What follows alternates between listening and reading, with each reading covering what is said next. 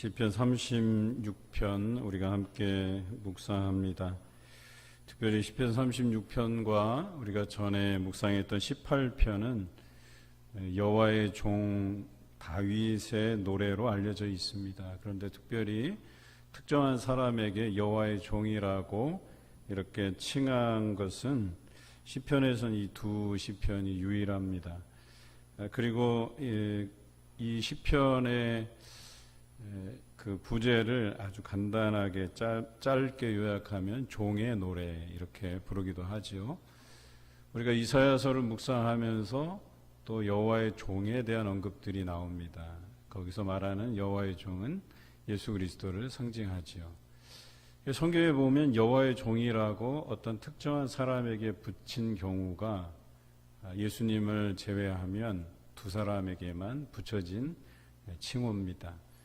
그 첫 번째 사람이 모세이고 두 번째가 우리가 묵상하고 있는 다윗입니다. 얼마나 대단했냐면 이 두 사람이 하나님 앞에 예배자로 특별히 하나님의 일꾼으로서 아름답게 서간 모습들을 우리가 성경에서 자주 만나게 되고 또 시편을 통해서도 여러분이 자주 묵상해 왔기 때문에 그럴만하다라고 인정할 수 있을 만한 사람들이죠. 그만큼 하나님의 마음에 합한 사람들이었다라고 하는 점입니다. 이 종이라고 하는 이 단어는 히브리어로 에베드라는 단어인데요. 어떻게 보면 이 단어의 그 뜻을 해석함에 있어서 종으로 일한다 혹은 종으로 섬긴다 이런 뜻을 가지고 있거든요. 비슷한 단어로 여러분들이 잘 아는 보아스와 룻 사이에 태어난 아이가 있었죠. 오벳이라는 사람입니다. 원래 이 오벳이 원래 언어는 오베드라는 단어예요. 오베드. 그러니까 에베드, 오베드 비슷하죠. 그러니까 어원의 부분에 있어서는 같은 어원을 지녔기 때문에 그래요. 그런데 이 오베드라는 뜻도 보면 일한다라는 뜻을 가지고 있어요. 현재 분사형으로 쓸 때는. 그러니까 이 에베드, 일하다. 그런데 일하다에 또 다른 뜻이 있어요. 이 에베드라는 단어가 예배하다라는 뜻도 가지고 있습니다. 그런 의미에서 해석하자면 모세와 다윗이 어떻게 하나님의 마음에 들었을까? 그래서 여호와의 종이라 칭함을 받을 수 있었을까? 저는 예배에서 찾을 수 있다고 보는 겁니다. 그가 하나님 앞에 참되게 예배했다. 신령과 진정으로 예배드렸다라고 하는 것이죠. 다윗의 경우에는 일상이 예배일 만큼 그리고 그 삶의 대부분이 하나님을 찬양하는 일로서 점철되었다라고 평가할 수 있겠죠. 그래서 시편의 많은 부분을 다윗이 지었고 또 다윗이 노래했다는 것을 우리가 잘 알고 있습니다. 그리고 이것이 오늘날에도 이 가사들이 우리 찬송이라든지 아니면 복음성가 또 찬양대곡으로 많이 그 가사가 사용되고 있다는 사실입니다. 이것은 다른 의미에서 볼 때 하나님 앞에 참되게 예배하는 자가 흔하냐 그렇지 않다는 것을 의미하지요. 왜냐하면 오늘날 이 모세와 다윗만이 여호와의 종 에베드 하나님 앞에 예배하는 자라는 칭호를 받은 것이기 때문에 이 땅에서 하나님 앞에 신령과 진정으로 예배 드리는 것이 쉬운 것이 아니다. 그리고 또 그렇게 예배 드리는 자가 흔하지 않다는 것을 우리에게 이야기해 주기도 합니다. 또 한편으로는 우리에게 새로운 도전을 주는 것이죠. 이렇게 적은 수만이 아주 극소수만이 하나님 앞에 신령과 진정으로 예배 드려서 여호와의 종이라는 이 칭호를 받은 것처럼 오늘 우리도 이러한 도전이 있었으면 좋겠습니다. 하나님 앞에 신령과 진정으로 예배드리는 그 모습을 통해서 정말 이 모세와 다윗처럼 여러분도 하나님의 종, 여호와의 종이라고 칭함받는 그런 귀한 도전의 시간이 있기를 바랍니다. 여호와 보시기에 참된 예배자의 모습으로 서가시기를 주님의 이름으로 기원합니다. 오늘 이 완성된 신앙의 모습을 위해서 우리는 오랜 이 내면의 고민과 갈등과 또 바울이 고백한 것처럼 내 안에서 이 육신과 영이 싸우는 그 체험들이 있어야 된다라고 하는 것이에요. 오늘도 여러분들은 그런 치열한 싸움 안에서 오늘 이 예배 자리에 나왔다라고 할 만합니다. 왜냐하면 예배 나오는 게 쉽지 않아요. 또 나와도 신령과 진정으로 예배 드리는 것이 쉽지 않아요. 또 한 주간 살아오면서 어찌 보면 피곤한 일상 안에서 쉬고 싶은 생각들이 강하잖아요. 특히 이 저녁에 나와서 예배를 드려야 된다는 것. 또 어떤 분들은 식사할 시간을 놓쳐서 그 시간을 아껴서 하나님 앞에 나와서 예배 드리는 분들도 더러 계시거든요. 그만큼 이 시간을 하나님께 구별하여 드린다라고 하는 것이 쉽지 않은 과정이고 또 그것을 결정하기까지 내 마음에 여러 가지 고민들이 있다는 거예요. 오늘은 좀 쉬고 싶은데, 온라인으로 예배드리고 싶은데 라고 하는 생각들이 있지만 현장에 나와서 사모하는 마음으로 하나님 앞에 선다고 하는 것은 쉽지가 않다는 거예요. 그만큼 내 안에 그런 갈등과 고민이 있고 그 갈등과 고민 안에서 내가 좀 더 하나님 앞에 가까이 나아가야지, 또 내 안에 그런 굳은 결심들을 놓치지 말아야지, 그리고 내가 한 해를 시작하면서 하나님 앞에 결단했던 것들을 포기하지 말아야지 하는 이런 기도가 담겨져 있었다라고 저는 여겨집니다. 우리가 이러한 고민과 갈등 안에서 신앙의 진전이 없잖아요. 그러면 머물러 있게 돼요. 퇴보하게 돼요. 점점 더 멀어지게 돼요. 우리가 코로나를 겪어오면서 아시잖아요. 우리가 이 예배로 회복하는 것들이 얼마나 힘들었는지 그 과정을 여러분들이 잘 아시잖아요. 또 많은 사람들은 이 코로나로 인해서 그 신앙이 오히려 퇴보하고 지금도 여전히 장기 결석자로 남아있잖아요. 이것이 우리를 아프게 하고 안타깝게 하고 아쉽게 만드는 것은 어쩔 수가 없는 것이죠. 우리가 이 세상 것에 대한 내려놓음이 없으면, 집착에 대한 이 부분을 내려놓지 않으면 우리는 완성된 신앙인으로 살아가기가 어려울 수 있다라고 하는 거예요. 그러니까 당시에 열심히 하나님을 섬긴다고 했던 우리의 신앙의 선배들 안에서도 이런 참된 예배자를 찾아보기가 쉽지 않다고 이야기하는 겁니다. 오직 모세와 다윗에게만 이 여호와의 종이라는 이 칭호, 즉 하나님께 예배하는 자, 참되게 예배하는 자, 신령과 진정으로 예배하는 자라는 이 칭호를 쓸 수 있었다라고 하는 것을 우리가 유념해 볼 필요가 있습니다. 요한복음 4장 23절에 이렇게 기록되어 있습니다. 아버지께 참되게 예배하는 자들은 영과 진리로 예배할 때가 오나니 곧 이때라 아버지께서는 자기에게 이렇게 예배하는 자들을 찾으시느니라. 여러분, 하나님께서 찾으시는 분이 어떤 분이냐? 오늘 이 시대에 신령과 진정으로 참되게 예배하는 자들을 찾으신다고 기록하고 있어요. 어떻게 살아가는가를 주목하여 보는 게 아니고 찾으신다고 되어 있어요. 하나님께서 적극적으로 그런 사람들을 하나님께서 구별하시고 찾으신다고 기록하고 있어요. 저는 정책당회를 앞두고 어떤 고민이 있냐면 어떤 하나님의 예비하신 사람들을 세워갈 것인가에 대한 고민이 있어요. 제가 9개월여간에 느낀 것은 각 요소요소에 세워진 사람들이 최선을 다해서 하나님을 섬긴다라고 볼 수 없다는 결론에 이르렀어요. 어떤 사람들은 열심을 내고 어떤 사람들은 코로나 때문인지 모르겠지만 또 열심을 내지 못하는 사람들도 있어요. 인간적인 제 눈으로 보기에도 이렇게 노력하지 않고 또 부족한 모습들이 보이는데 하나님이 보시기에는 어떠하겠어요? 우리 일거수일투족을 다 아시는 분이신데. 그래서 기도하기 시작했어요. 어떤 사람들을 이 자리에 세워야지만 하나님께서 이 사람을 통해서 하나님의 일들을 이루어 가실까, 이런 고민이 생기기 시작했어요. 그런데요, 오늘 말씀을 묵상하면서 그렇구나, 하나님 앞에 신령과 진정으로 예배드리는 자들이 여호와의 종이구나, 그런 사람들이 여호와를 위해서 일하는 사람이고 예배하는 사람이구나, 이런 생각을 가지게 되었어요. 여러분, 그래서 예배라는 것은 매우 중요합니다. 제가 예전에 청년들을 지도할 때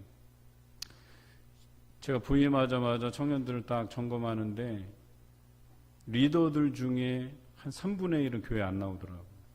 근데 어떻게 예배 안 드리는 사람이 리더로 세워졌는지 그것부터가 제가 답답했어요. 그런데 리더의 교체 시기는 6개월마다 한 번씩 교체를 하는 건데 제가 3개월을 견디다가 못 견뎌서 리더를 다 교체해야 되겠다 이렇게 결단을 내렸어요. 그리고 전부 다 리더직을 사퇴하도록 하고 그때부터 3개월 동안은 이제 비상 체계로 이제 돌리기 시작하고 그래도 비상 체계라고 하는 게 말 그대로 교회 나오는 사람 중에서 쓸만한 사람들을 다시 세우는 거죠. 그러니까 일반적으로 열심을 내던 셀장들은 그대로 세우고 근데 안 나오는 셀장들은 다 사임시켜버리고 다시 새로운 셀장들을 세운 거죠. 임시로 그것도. 그리고 공포를 했어요. LTC, 리더십 트레이닝 코스라고 해서 그 리더십 훈련을 받지 않는 친구들은 셀장으로 세우지 않겠다.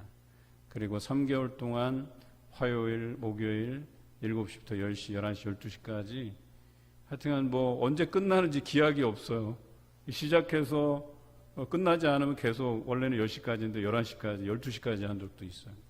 그렇게 해서 아주 빽빽하게 이들은 직장 마치고 오는 청년들도 있고 대학교 갔다가 공부하고 끝나자마자 오는 친구들도 있고 저녁도 제대로 못 먹어가면서 열심히 공부를 했죠. 또 2기, 3기 계속해서 배출을 하는데 다행히도 1기들이 자신들의 처지를 이해하고 2기가 이제 리더십 트레이닝을 할 때 저녁이 될 만한 요깃거리가 될 만한 김밥, 떡볶이, 순대 막 이렇게 사와서 2기들 위해서 플로잉을 해오고 그렇게 해서 리더들을 훈련시켜서 세워갔던 기억이 나요. 그리고 그때부터 청년들이 뭔가 체계가 잡혀가고 또 성장해가는 모습들을 경험할 수 있었는데요.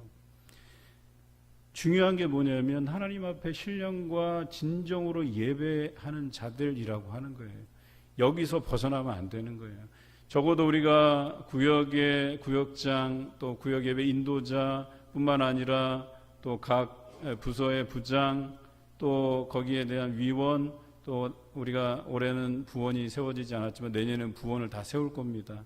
서리 집사들도 놀지 못해요. 각 부에 소속해서 위원장이 또 부장이 또 위원이 위촉하면 여러분들이 와서 같이 일해줘야 돼요. 우리 권사님들도 다 이제는 놀지 못해요. 각 부서의 위원으로 각 위원회 위원으로 다 위촉이 돼요. 어느 분이든지 빠짐없이 다 들어가게 돼 있어요. 그래서 위원장이 소집을 하면 우리 위원인 권사님들도 다 모여야 돼요. 부장들도 다 모여야 돼요.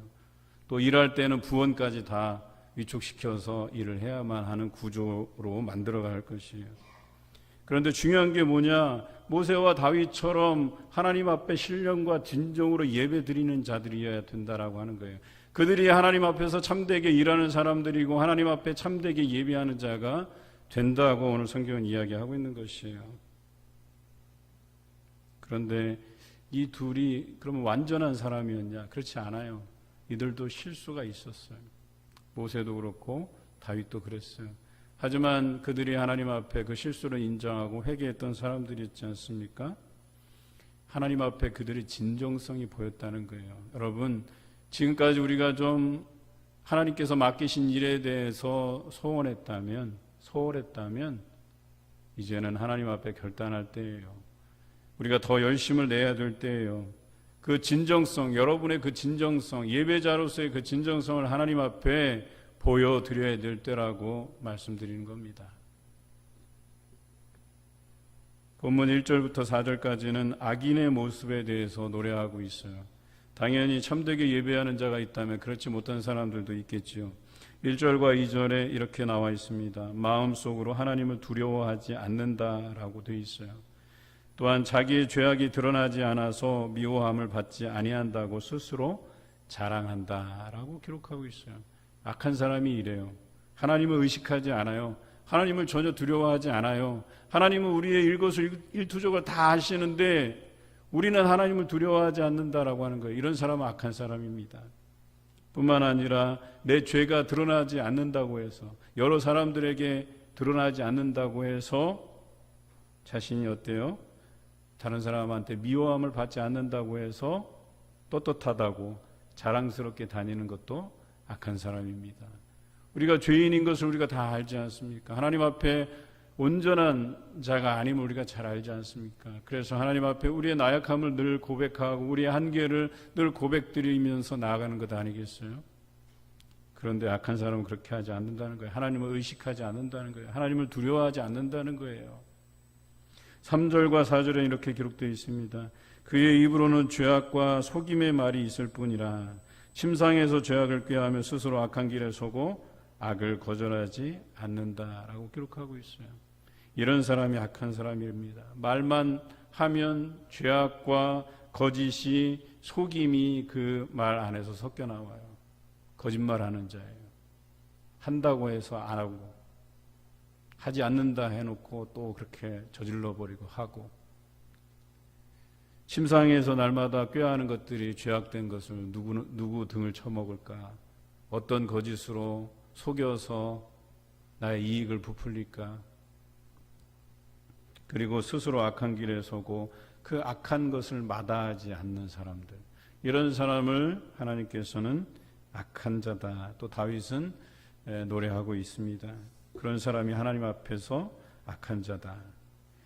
반면에 하나님께 향하는 사람들은 어때요? 하나님께서 복되게 하신다고 노래하고 있습니다. 5절에 보면 하나님의 인자하심을 힘입게 된다라고 기록하고 있어요. 하나님께서 그를 사랑하신다라고 기록하고 있어요. 하나님을 향하는 사람들은 하나님께서 주시는 그 사랑을 듬뿍 머금고 그것을 충분히 누리고 살아간다라고 하는 것입니다. 뿐만 아니라 하나님의 그 진실하심이 공중에 사무쳤다라고 기록하고 있어요. 이게 무슨 뜻입니까? 여러분, 하늘에 구름이 가득하면 어때요? 비가 내리죠. 온 땅을 적셔요. 그 비를 피할 수가 없어요. 그런데 마치 그 구름이 뒤덮이면 그 뒤덮인 구름 안에서 비가 내려서 그 비가 온 땅을 적시듯이 하나님의 그 진실하심이 그 하늘에 가득 차서 그 하나님의 진실하심이 온 땅에, 즉 여호와를 향하는 모든 사람들에게 임한다라고 이야기하는 것입니다. 얼마나 감사한 일이에요. 그래서 우리는 하나님을 의지한다고 하는 것이 무엇이냐면 우리가 하나님을 향할 때, 하나님을 의지할 때, 하나님께 기도할 때 이 하늘의 구름이 덮임같이 이 공중에 그 하나님의 진실하심이, 그 하나님의 인자하심이, 하나님의 그 사랑이 우리를 향하여서 내린다라고 하는 거예요. 우리에게 경험된다라고 하는 거예요. 이게 얼마나 감사한 일이고 복된 일입니까? 그런데 살아가면서 이것이 쉽지 않은 게 현실이죠. 그렇게 하늘을 뒤덮듯이 하나님의 그 인자하심이, 하나님의 성실하심이, 하나님의 진실하심이 계신데 과연 우리가 그 하늘을 뒤덮고 있는 그 하나님의 인자하심을 경험하고 있느냐는 거예요. 그 하나님의 진실하심을, 성실하심을 우리가 날마다 경험하고 있느냐라고 하는 거예요. 여러분, 이게 참 이상한 거예요. 기본적으로 여러분, 비가 내린다고 쳐요. 우산이 없다고 가정하고 여러분, 그 비를 피할 수가 있어요? 예전에 그런 농담이 있잖아요. 그 세상에서 제일 이렇게 날씬한 사람이 누구냐 이런 퀴즈를 내면 비사이로 막가. 그래서 일본 사람 이름이잖아요. 비사이로 막가. 여러분들 비사이로 막 갈 수가 있습니까? 불가능하죠. 비가 내리는데 그 비를 우산이 아니면 피할 재간이 어디 있어요? 집에 들어가지 않는 이상엔. 마찬가지예요. 우리가 사는 세상은 하나님께서 내려주시는 그 인자하심, 그 성실하심, 그 진실하심이 여러분들을 향하고 있는데 여러분 이것을 경험하지 못하는 게 더 이상한 것 아닙니까? 왜 경험하지 못하느냐고요? 우리가 악하기 때문에. 이 악한 것들을 우리가 끊어내지 못하기 때문에. 1절에서 4절에서 말한 것처럼 하나님을 두려워하지 않기 때문에.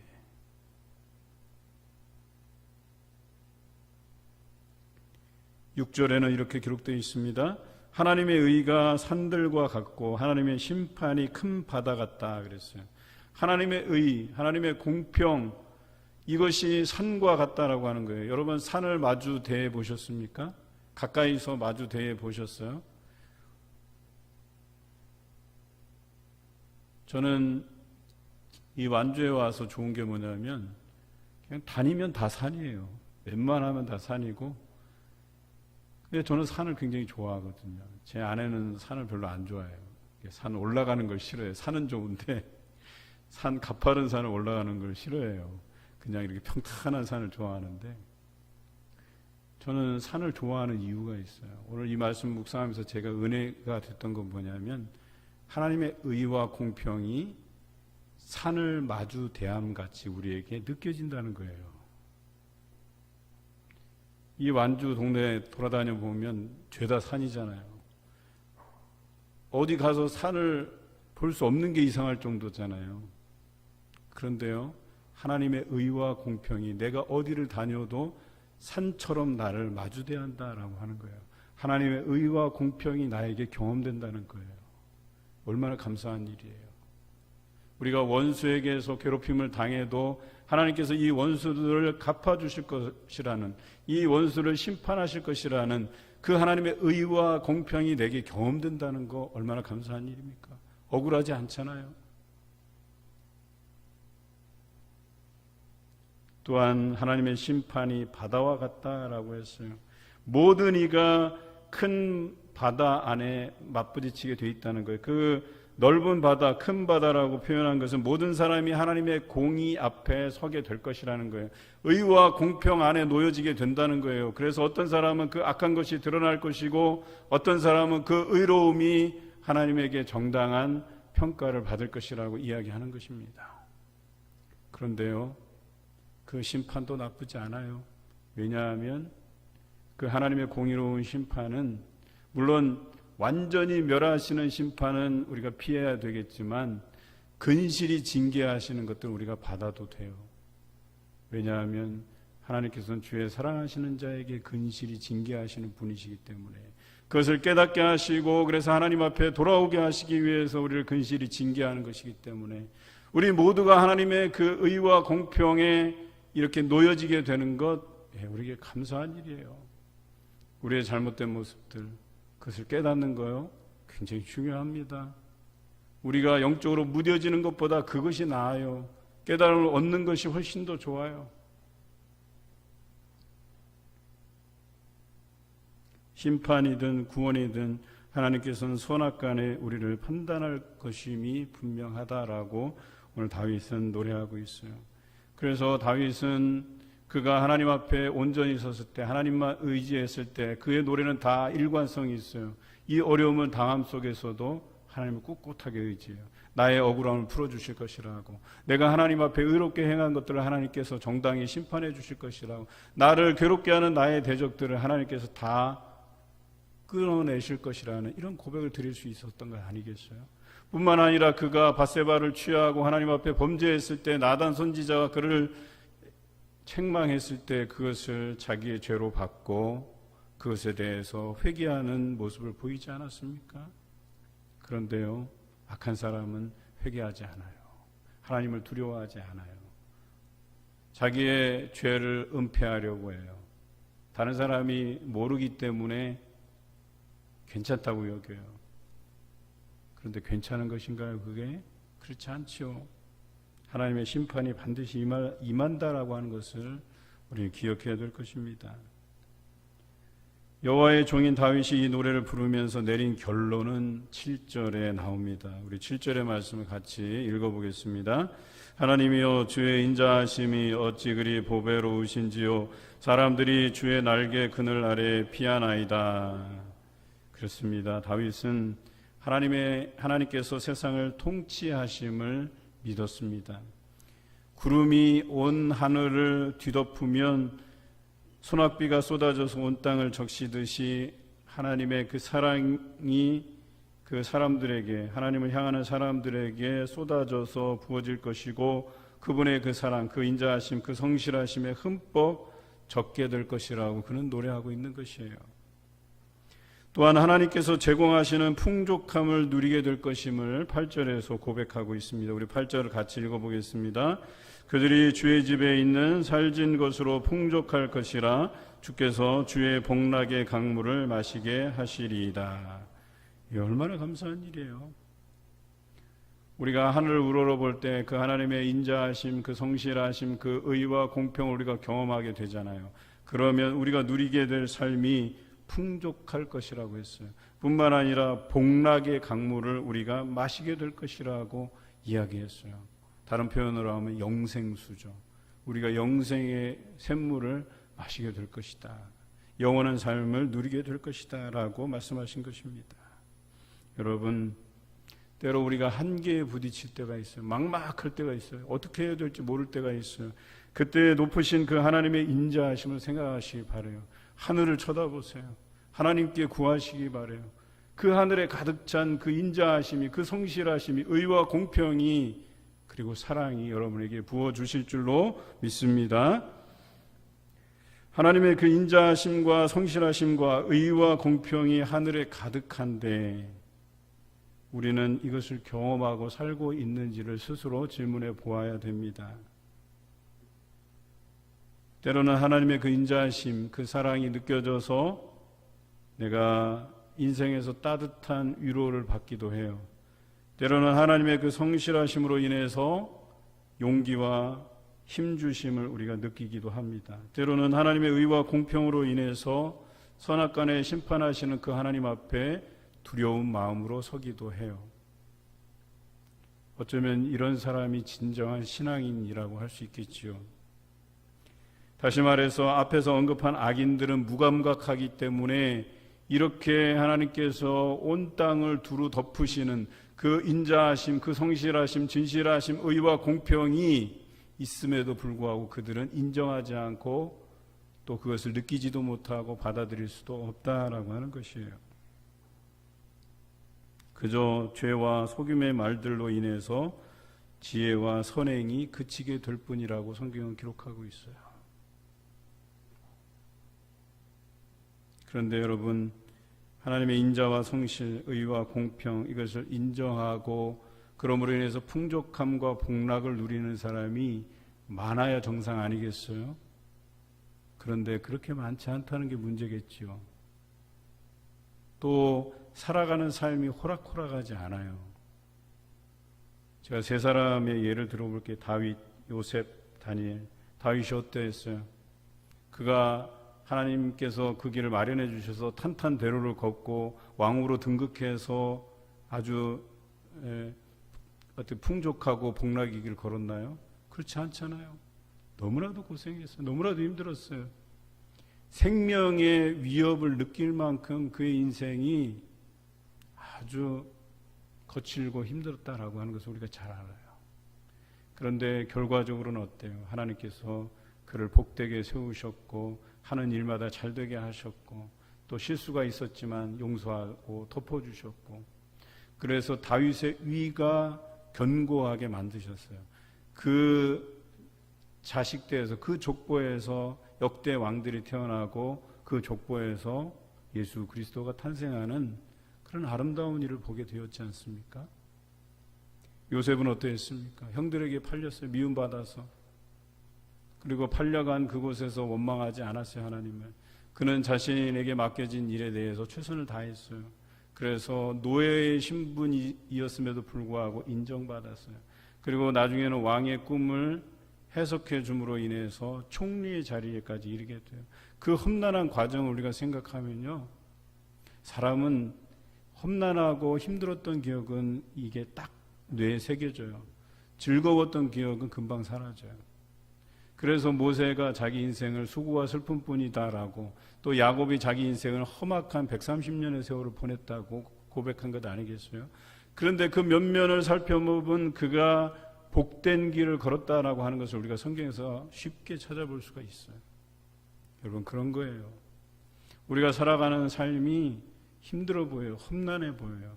그런데 우리가 그것을 잘 이기고 하나님께 의지해서 살다 보면 하나님께서 회복하시고 복된 길을 걸어가게 하시고 풍족함으로 채워주시고 복락의 강물을 마시게 하신다. 영생의 샘물을 우리로 하여금 마시게 해주신다라고 하는 것을 느끼게 된다는 것이죠.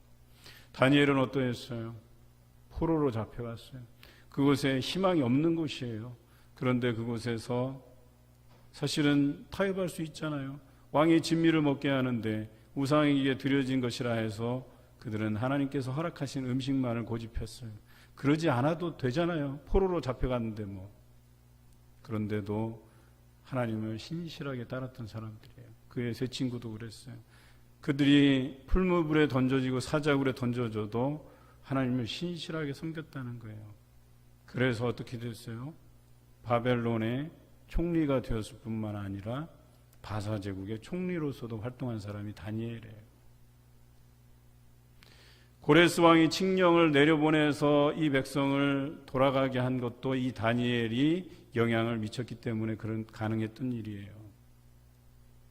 그렇게 하나님께서 이 사람들을 크게 쓰시는 거죠. 왜 크게 쓰셨냐라고 하는 거예요. 제가 볼 때는요, 하나님 앞에 신실한 예배자였기 때문에, 즉 하나님을 위해서 종으로서 열심히 일하는 사람들이었기 때문에, 어려운 상황에서도 하나님을 원망하지 않았기 때문에 그렇다라고 하는 것이죠. 다윗은 9절에 이렇게 고백하고 있습니다. 우리 함께 읽어보겠습니다. 진실로 생명의 원천이 주께 있사오니 주의 빛 안에서 우리가 빛을 보리이다. 여러분, 빛의 속성이라는 거 잘 아시죠? 따뜻한 것, 또 어때요? 어둠을 밝히는 속성이 있잖아요. 생명의 원천이라는 이 비유 안에 이 빛이라는 것을 자주 사용해요. 그러니까 하나님께서 우리의 빛이 되신다. 그리고 우리가 그 빛을 보리라고 하는 거예요. 본다라고 하는 것은 느낀다라고 하는 거예요. 하나님께서 우리에게 따뜻함을 주시고 그 흑암 중에서도 우리에게 빛이 되어 주신다라고 하는 거예요. 길을 잃지 않도록 인도하여 주신다는 거예요.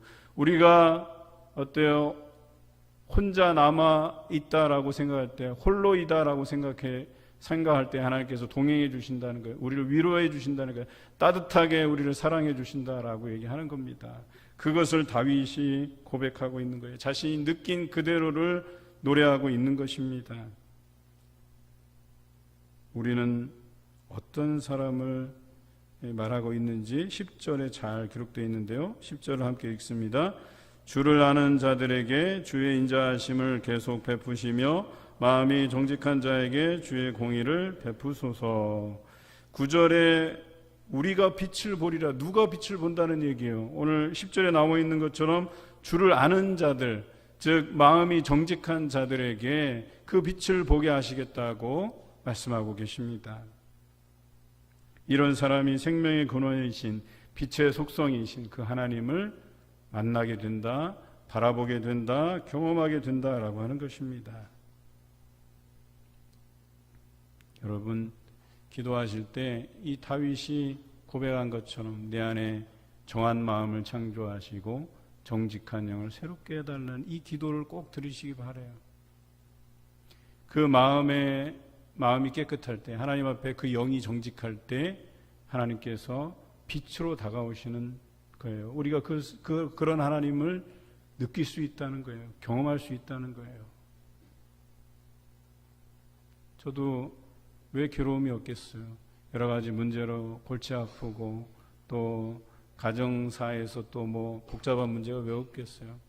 요즘 고3인 우리 첫째 아들을 보면 참 안타깝고 저까지 힘들어요. 아이고, 그래서 고3 부모라고 얘기하는가 보다. 처음 겪는 거다 보니까요. 그런데 제가 저 기도의 자리에 딱 새벽에 앉아보면 그냥 편안해져요.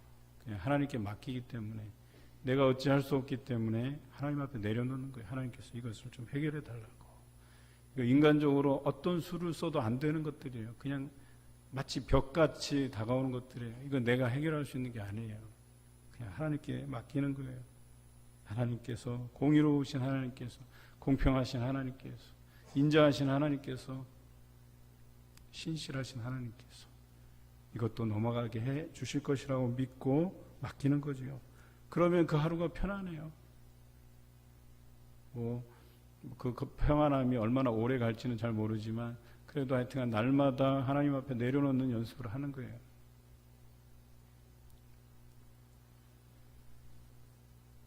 하나님께서 결과적으로 그런 정직한 자들을 위해서 사랑을 베푸시고 그들의 그 억울함에서 풀어주시고 공의로 함께해 주신다고 다윗은 고백하고 있어요. 그가 경험한 것입니다.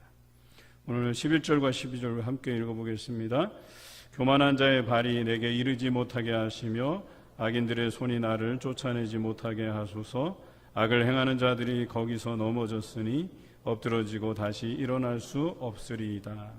하나님께서 우리를 사랑하시고 공의를 베풀어 주신다는 것은 교만한 자와 악인들이 우리에게 영향을 미치지 않도록 하시겠다는 약속이에요. 오히려 그들이 우리에게 영향을 주려고 할 때 하나님께서 그들을 넘어지게 하고 엎드러지게 하고 다시 일어나지 못하게 만드신다고 분명히 기록하고 있어요. 여러분, 두려워할 것이 없잖아요. 여러분들이 살아가면서 뭐가 좀 안 풀린다고 해서, 어려움이 왔다고 해서 주저앉지 마세요.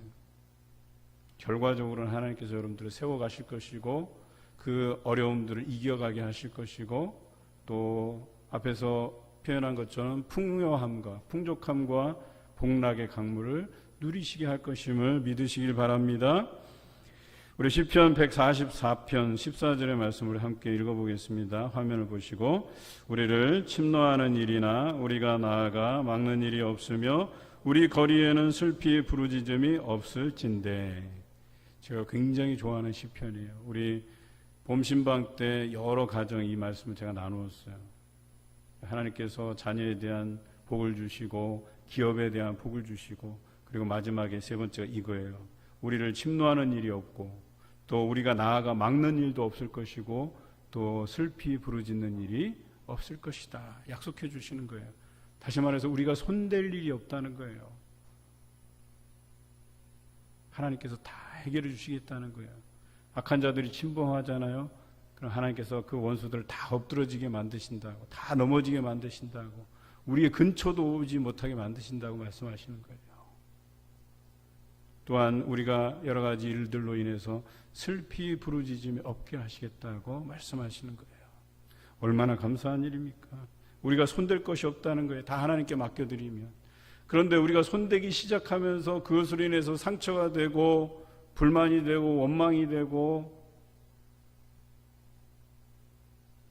그런데 하나님께 맡기시면 하나님께서 그 모든 것을 해결해 주시겠다고 이야기하시는 것이에요. 여러분, 그런데요, 우리가 이렇게 하나님께서 주시는 이 복락에만 우리가 몰두할 것이 아니라 그 복락의 강물이라고 표현한, 영생수라고 표현할 수 있는, 즉 하나님의 그 나라에 들어감에 대한 이 갈망도 우리에게 있어야 된다라고 하는 것이죠. 여러분, 세상 것에 미련두지 마시기 바라요.